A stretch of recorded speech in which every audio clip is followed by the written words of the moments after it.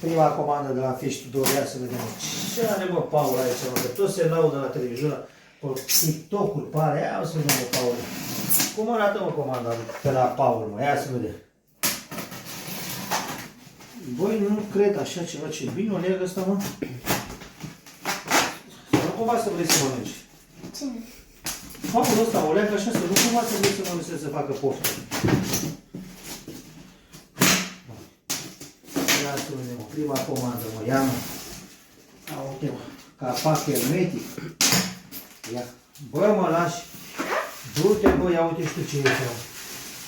Ia veniți, mă, bă, ia uite, mă. Ia uitați, bă, frate, fii atent. Ia uite, folie pe fiecare în parte. Nu cred așa ceva, ia uite și tu. Băi, Paule, bă. Ia uite și tu dorada, cum arată dorada. Doamne, Doamne, ia să vedem. Ce mai avem aici? A, cup de gheață să păstreze la rece. Bă, mă lași.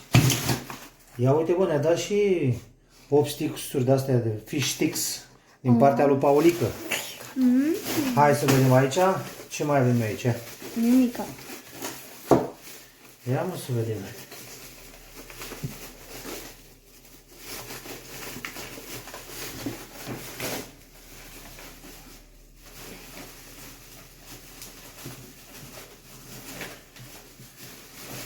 Ia uite, bă, frate, bă, ce le leagă, bă, mâncați-și gura ta. Parcă nu vrei să mănânci, fii atent, cam așa ți le face, să nu cumva să vrei să mănânci. Ia mă, ia mă, mamă, ia uite aici scoiești, bă, ia uite, mă.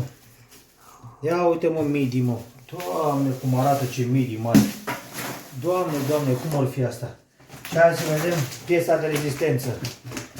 Creveții. Ia să vedem.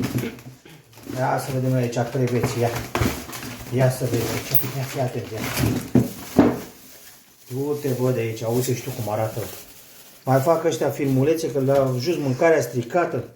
Păi, dacă comandați, vă duceți după produse în 15 zile, normal că se strică. Ia uite creveți. A? Altceva, domnule. Să trăiască Paulică și Fish Tudorul.